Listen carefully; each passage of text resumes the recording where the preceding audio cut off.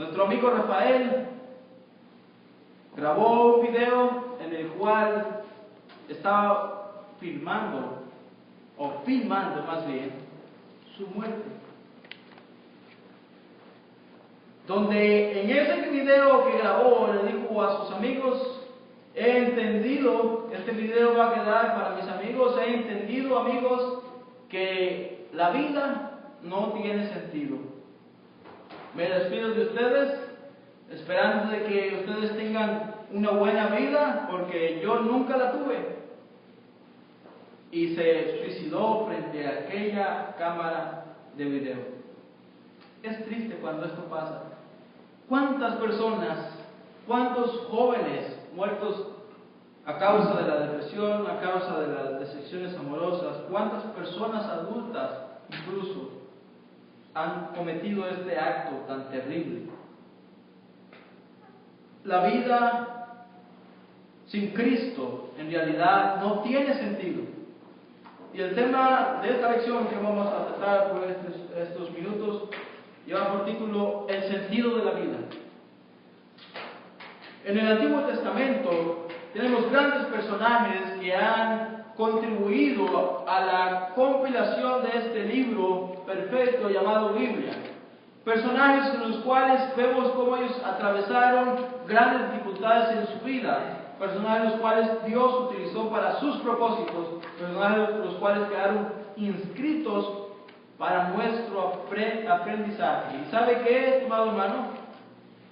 ¿Sabe qué? La vida que nosotros tenemos en esta tierra, en estos momentos, atraviesa por dificultades, atraviesa por momentos de desesperación, en el cual nosotros quizás también en algún momento se ha pasado un pensamiento como los del joven Rafael, en atentar contra la propia vida. Pero el personaje más grande en todo el Antiguo Testamento que encontramos como ejemplo primordial para nuestras vidas es Job. Le invito a abrir su Biblia en Job capítulo 1, Job capítulo 1, versículo 20, 21 y 22.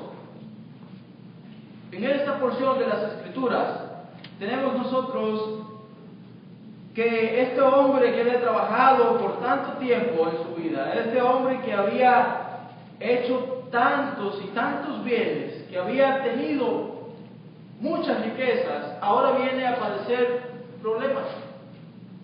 Observe lo que dice Job 20, 21 y 22. Entonces Job se levantó y rasgó su manto y rasuró su cabeza y se postró en tierra y adoró. Y dijo: desnudo salí del vientre de mi madre, desnudo volveré allá. Jehová dio y Jehová quitó, sea el nombre de Jehová bendito. En todo esto no pecó Job ni atribuyó a Dios despropósito alguno. Todo lo que Job había hecho, todo lo que había logrado a lo largo del camino de su vida, en unos momentos, en cuestión de segundos, ahora se estaba desmoronando frente a sus ojos. Si leemos versículos anteriores, dice que nos narra la lectura que venía un mensajero con una mala noticia, y esto no había acabado de hablar cuando venía el otro, y cuando venía el otro, y en un momento se le acumularon a Job todas las tragedias que un hombre, que un ser humano puede atravesar en su vida. Mas sin embargo, Job no pensó en suicidio. Él dijo: voy a adorar a Dios. Observa el versículo 20, dice que rasgó su cabeza y se postró en tierra y adoró. En primer lugar, para darle sentido a la vida, para que en su vida haya un aliento de rejuvenación, ya se me confundió la palabra, para rejuvenecerse, para tomar nuevos alientos, para que haya sentido en su vida, usted necesita adorar a Dios en el momento más difícil. Es muy fácil poder ir a la iglesia, los que vamos a la iglesia, los domingos, estar en en el servicio de oración, en la mañana, en la tarde, es muy fácil poder estar el miércoles, pero cuán difícil es poder adorar a Dios en ese momento, cuando el corazón ya no puede más, en ese momento cuando los ojos tienen ganas de llorar, en ese momento cuando su alma se conquista, decir, existe un Dios. Lo primero que podemos aprender aquí de Job es que dice que rasgó su manto y rasuró su cabeza. Rasgó su manto y rasuró su cabeza. Quizás en el contexto, históricamente esto tenía que significar algo para los judíos. Sabemos que los judíos tenían costumbres diferentes a las nuestras. Sabemos que los judíos acostumbraban a hacer muchos rituales diferentes.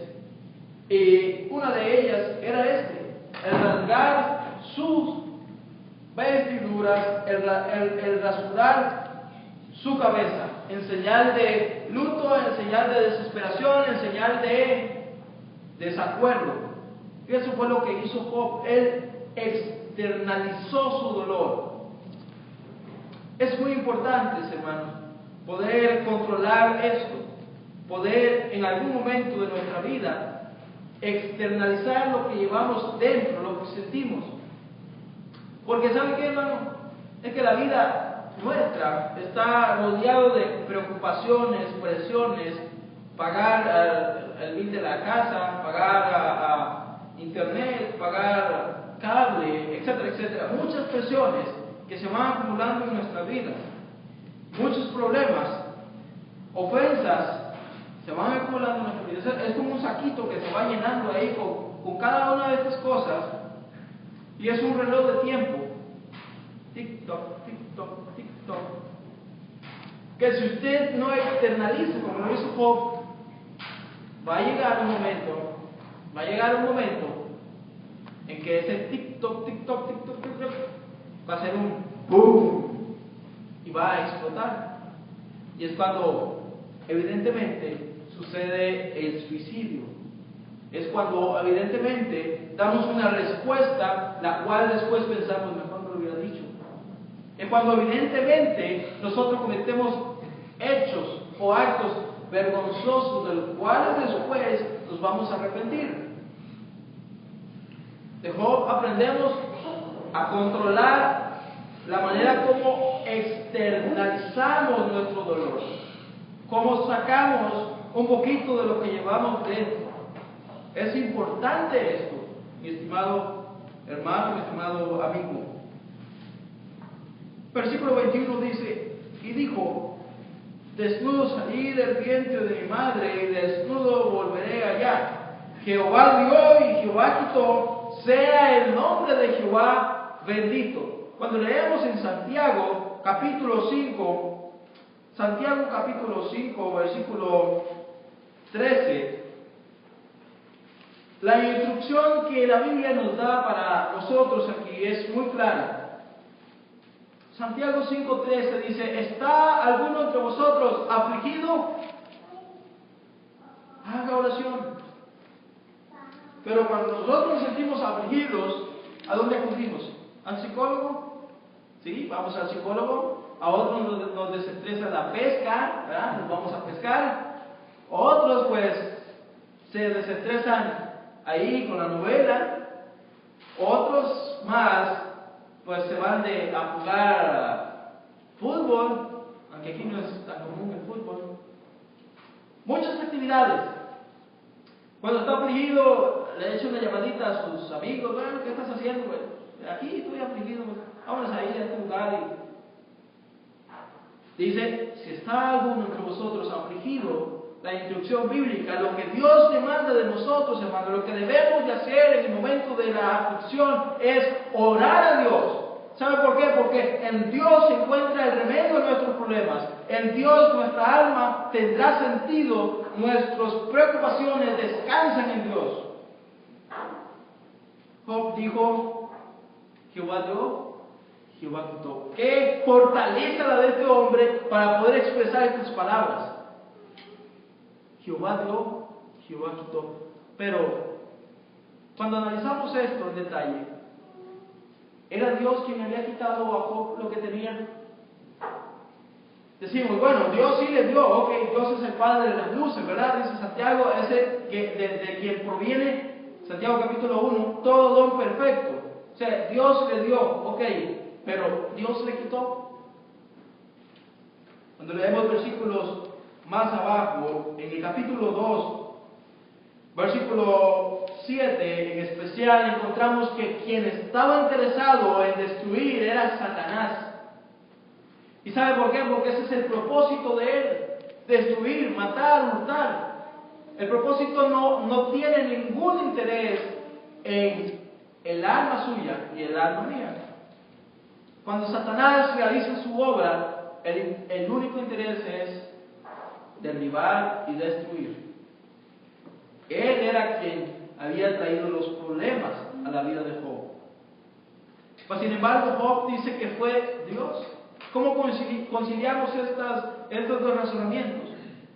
Muy sencillo. Job no había culpado a Dios. Era un hombre que había vivido su vida íntegra delante de Dios y ahora estaba, en un sentido, descargando su aflicción en otras cosas, pero menos en Dios. Las personas que en la actualidad ven y observan todo tipo de desastres naturales, tornados, inundaciones, terremotos, etcétera, etcétera. Tantas personas que mueren hoy, sobre todo los ateos. Sí, es que fue Dios el que hizo eso. Integridad en cuanto a esto. Dios es un Dios soberano, el cual está al control de todas las cosas. En el mismo libro de Job, en el capítulo 31, Job capítulo 31, versículo 28, Job reconoce a Dios como el Dios soberano. Usted encuentra en la segunda parte de ese versículo la frase, el Dios soberano. ¿Qué significa esto? Significa, estimado hermano, que Dios está al mando, Dios está en control de todas las cosas que pueden suceder y que pueden venir a nuestras vidas. Es como decir de que Dios estuvo en nuestro pasado, Dios está en nuestro presente y Dios estará en nuestro futuro. Entendiendo este principio, entendiendo la soberanía de Dios, entonces podemos concluir: ¿por qué preocuparnos? Podemos concluir: ¿por qué afanarnos? Si Lucas capítulo 12 dice, versículo 4, que todos nuestros cabellos aún están contados. Dios tiene cuidado de todas las cosas que suceden en nuestra vida, aunque nosotros pensemos que Dios es un Dios indiferente, que Dios no se duele de lo que pasa en el mundo. Principio número 1, Dios está en control de todo. Y ligado a este principio número 2, como Dios está al control de todo, nosotros debemos de confiar de que Dios va a hacer lo que tiene que hacer. A veces, hermanos, creo que pedimos mal en nuestras oraciones. Porque a veces pedimos la bendición para personas de afuera. A veces pedimos que Dios sane a un enfermo. Pero en realidad eso no nos corresponde a nosotros. Es la voluntad divina de Dios. Si Dios decide hacerlo, Dios lo va a hacer. Mas sin embargo encontramos en la Biblia, por ejemplo, en segunda de Corintios, capítulo 12, versículo 8, como el apóstol Pablo le aquejaba una enfermedad, la cual había rogado al Señor por 3 veces que le quitara esta enfermedad. Y Dios le dijo: bástate de mi gracia, porque yo me perfecciono en las debilidades. Hay que dejarle, hermanos, la soberanía y el control siempre a Dios. Debemos de dolernos, es cierto. Debemos de dolernos por todo lo que nos pasa a nuestro alrededor y sobre todo lo que pasa en la iglesia, pero nunca debemos de olvidar de que Dios es soberano. Debemos de aprender también a quedarnos en la voluntad del Señor. Quedarnos en la voluntad del Señor, en primer lugar, indica de que debemos de quedarnos en la adoración correcta. Para nuestros amigos que quizás nos están viendo en internet, existe una iglesia que no es denominacional, la cual adora conforme al patrón del Nuevo Testamento, y la iglesia de Cristo ha aprendido a quedarse en la voluntad de Dios en cuanto a la adoración. Existe una verdad absoluta. Juan capítulo 4, versículo 4 dice que la hora viene y la hora es cuando los verdaderos adoradores adorarán al Padre en espíritu y en verdad. La adoración que la iglesia de Cristo hace es una adoración en espíritu y en verdad. Y cuando nosotros como cristianos creemos esta verdad, debemos de aprender a quedarnos siempre en esa verdad. No tenemos necesidad, hermano, de tener instrumentos aquí. No tenemos necesidad de que hermanas pasen a predicar. Job aprendió a quedarse en la voluntad de Dios. Jehová dio, Jehová quitó. Sea el nombre de Jehová bendito. Nosotros como cristianos, que por años quizás hemos adorado a Dios por medio de nuestra voz, debemos de quedarnos satisfechos siempre en la voluntad de Dios, de que esto que hacemos es suficiente. Algunas personas también en el Antiguo Testamento experimentaron lo difícil, de las dificultades de la vida. Algunas personas llegaron a pensar igual que nuestro joven de la introducción, Rafael, a pensar de que la vida ya no tenía más sentido. Observe, por ejemplo, el ejemplo de Abimelech. Abimelech en Jueces capítulo 9, versículo 53. Le invito a que me acompañe a Jueces 9:53. La historia de este hombre,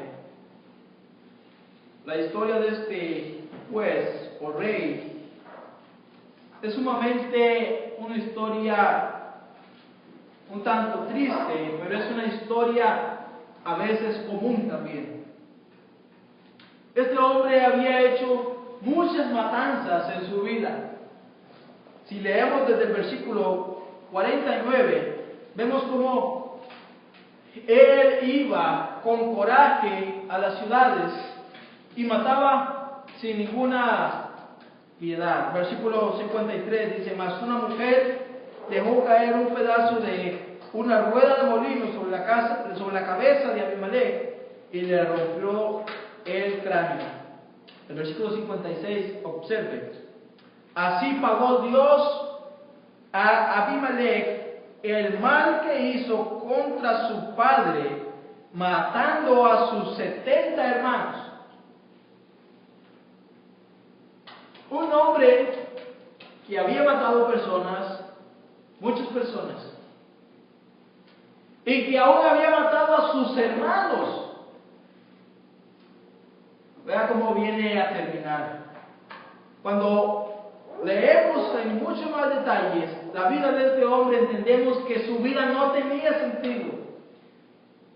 No tenía un porqué de vivir. Estaba sencillamente viviendo, diría alguien por ahí, viviendo la vida loca. No le interesaba lo que fuera a suceder en el futuro, no le interesaba hacer la voluntad de Dios, sencillamente vivía porque tenía que vivir. Una vida sin sentido, y observe usted el fin que esta persona llega a tener. El versículo dice que así pagó Dios. Fue Dios quien le dio la retribución por no haber tenido en cuenta la existencia de un ser divino. Primera de Samuel 18:19. Aún más triste esta historia. Primera de Samuel 18:19. La vida de Saúl el primer rey que existió en Israel. Un rey, el cual había sido ungido por Samuel, el cual había hecho muchas cosas buenas para Dios. Y ahora Saúl, al ver ascender a David al trono, le comienza a promover la raíz de la envidia. Y comienza Saúl a pensar mal en su corazón y a procurar matar al rey David. 18-19 de primera de Samuel lee así: y llegando el tiempo en que Merab, hija de Saúl, se había de dar a David, fue dada por mujer a Adriel Meholalita. Este rey Saúl también tuvo muchas desviaciones en cuanto a su vida marital. Este hombre definitivamente se había apartado de los caminos de Dios. Y además de esto, encontramos que a través de toda su vida siempre fue lo mismo: intentar perseguir a David, intentar darle muerte a David. Además, hermanos, esta vida que llevó Saúl fue una vida desastrosa. Imagínese usted vivir todos los días pensando, levantarse de la mañana, matar a David, matar a David, matar a David. En la hora del almuerzo, matar a David, matar a David. Se va a dormir, matar a David, matar a David. Su vida en realidad no tenía sentido. Este hombre no sabía hacia dónde se dirigía, pero ya Dios había trazado un camino para él. Al igual que Abimelech, Saúl muere en manos de los filisteos por causa de no darle sentido a su vida, por causa de desviarse. En la actualidad, mis hermanos y amigos, los que estamos aquí hemos hecho una decisión importante, la decisión más importante que puede existir en la vida de un ser humano, y es el seguir al Señor Jesús haciendo su voluntad, obedecer al Padre mediante la obediencia en las Sagradas Escrituras solamente. Pero hay muchas personas afuera que no han hecho esta decisión. Hay muchas personas, hermano, que en este preciso momento están pensando quizás en suicidarse, están pensando quizás en ir al puente, en usar una soga y colgarse. Muchas personas que no tienen sentido a su vida. Un ejemplo más, Hechos 16:11. En Hechos 16:11 encontramos nuestra última historia. La historia de un hombre, el cual se identifica en la Biblia como el carcelero de Filipos. Su profesión, carcelero. Y ahora, en este terremoto que había sucedido, y las puertas de la cárcel se habían abierto y los presos no estaban, este hombre, en un intento desesperado, procura quitarse la vida, porque vio que no tenía sentido más. Vio que su trabajo, vio que todo su fruto, su vida, ya no tenía sentido, y la decisión que ahora va a tomar es quitarse la vida.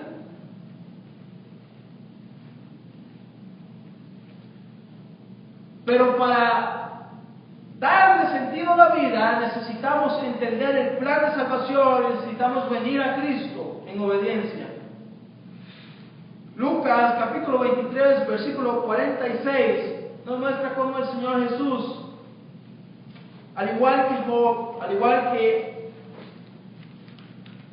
usted quizás, al igual que yo, en un momento desesperado, Él dice: Señor, perdónalos porque no saben lo que hacen. sí tenía un sentido a su vida. Jesús tenía un propósito, y cuando hablamos de sentido es sinónimo de propósito. Su propósito era de que desde su niñez, desde su nacimiento, hasta el término de sus días, todo ese trayecto, esos aproximadamente 33 años, el sentido de la vida de Jesús era usted y yo. El propósito de la vida, el propósito del sufrimiento, en aquel momento, en Lucas 23:46, el propósito de soportar todo eso, era la vida suya y la vida mía, era la esperanza de la vida eterna, era la oportunidad que todos nosotros tenemos de ir al cielo y de ser librados de la ira venidera, según lo dice Romanos capítulo 5. El propósito de Dios era salvarnos. La manera en que podemos responder a este propósito, la manera en que nosotros podemos andar de una manera nueva, en una vida correcta delante de Dios, es creyendo de que existe Dios, creyendo de que existe su cuerpo, o sea, su iglesia, que existe solamente una verdad, de que este libro perfecto nos puede hacer salvos, y que además poder ser bautizados para el perdón de los pecados. Es sumamente importante, trascendental el bautismo. Juan capítulo 3, versículo 5. Porque el que no naciere del agua y del Espíritu no puede ver el reino de Dios. Hechos capítulo 2, versículo 36. Sepa pues ciertísimamente toda la casa de Israel que este Jesús a quien vosotros crucificasteis, Dios le ha hecho Señor y Cristo. El versículo 38 dice: y Pedro les dijo: arrepentidos y bautícese cada uno de vosotros en el nombre de Jesús para el perdón de vuestros pecados, y recibiréis el don del Espíritu Santo. La única manera, hermanos, de escapar, la única manera es a través del bautismo. Primera de Corintios capítulo 15, versículo 1 hasta el 4, nos demuestra de que eso que Jesús hizo, muerte, sepultura y resurrección, se llama Evangelio. Y eso es lo que nosotros hacemos en el bautismo: muerte, sepultura y resurrección a una vida nueva. Lo que quizás nuestro joven de la introducción, nuestro joven Rafael, no entendió fue de que sí podía darle sentido a su vida, de que sí tenía la oportunidad. Usted, hermano, tiene la oportunidad de hacer un cambio en su vida, tiene la oportunidad de hacer un alto y comenzar de verdad a tener un cristianismo como Dios lo demanda. Comenzar de verdad a ver a Dios con los ojos de respeto y creer en su soberanía completa y creer que Dios puede hacer muchas cosas grandes con nosotros. Estimado amigo que nos ve en el internet, Dios también le ama, Dios también quiere ayudarle, quiere darle sentido a su vida. La pregunta para terminar en esta tarde, con esta pregunta, la cual solamente va a albergar la respuesta en sus mentes. Cuando usted escuche esta pregunta, inmediatamente le animo a hacer un análisis de revés y de derecho y a poner mucho cuidado en los aspectos que estamos fallando. Esta pregunta, hermanos, es fundamental e importante para continuar esta semana, para continuar adelante este mes, para continuar adelante este año. Y con esta pregunta yo les dejo: ¿de verdad su vida tiene sentido? Vamos a estar puestos de pie, hermanos, para entonar el himno número 185. Himno número 185. Él cuidará de mí. Dios, hermanos, va a cuidar de nosotros. El sentido de nuestra vida, sea Dios, sea Cristo. ¿Cómo podré estar triste? ¿Cómo entre sombras ir?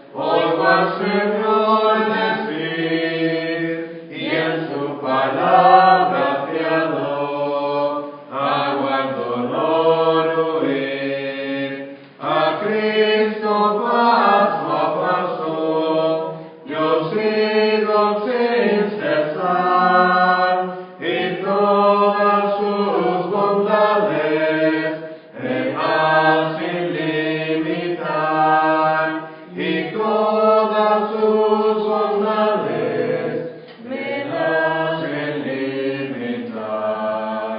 Feliz cantando alegre, yo vivo siempre aquí, y Él cuida de las aves, cuidará también de mí. Siempre que estoy tentado, o que en la sombra estoy, más cerca del camino, y protegido voy. Si en mí la fe desmaya, y caigo en ansiedad, tan solo Él me levanta, me da seguridad. Tan solo Él me levanta, me da seguridad. Feliz cantando alegre, yo vivo siempre aquí, si Él cuida de las aves, cuidará también de mí. Gracias, hermano Eugenio, por la predicación. Y hermano, vamos a terminar este servicio poniéndonos en Dios en sus manos y agradeciéndole por este hermoso día. Vamos a orar, hermanos. Bendito Padre, que moras en el cielo de la eternidad, gracias te damos una vez más, porque has permitido que tus hijos se reúnan para alabarte en este lugar, porque has permitido, Señor, que tu palabra sea predicada y que nuestros corazones, Señor, se llenen de ella. Ayúdanos para recordarla, ponerla en práctica cuando llegue el momento de recordar, Señor, que debemos aceptar tu voluntad, cuando llegue el momento de las pruebas, de las tribulaciones. Recordar tu palabra de aquellos ejemplos como los de Job. Recordar, Señor, que tú eres el que da, tú eres el que quita y que en ti debemos confiar y en ti tenemos, Señor, nuestra vida. De esta manera también te pedimos para que en este día nos despidas de este lugar y nos lleves con bien a nuestros hogares, que te quedes con nosotros en el resto de este día. Y si es tu voluntad, que nos permitas tener un día nuevo para comenzar con nuestras actividades que hemos planeado, teniéndote a ti en primer lugar. Pedimos por nuestros hermanos que están fuera de la ciudad, pedimos por nuestras familias, Señor, que están lejos de nosotros, que les cuides, que los tengas en tu mano, Señor, y que puedan también recordarte y que puedan también servirte. Pedimos todas estas cosas, las ponemos en tus manos y agradecemos por este hermoso día. Todo en el nombre de Jesucristo Jesús. Amén.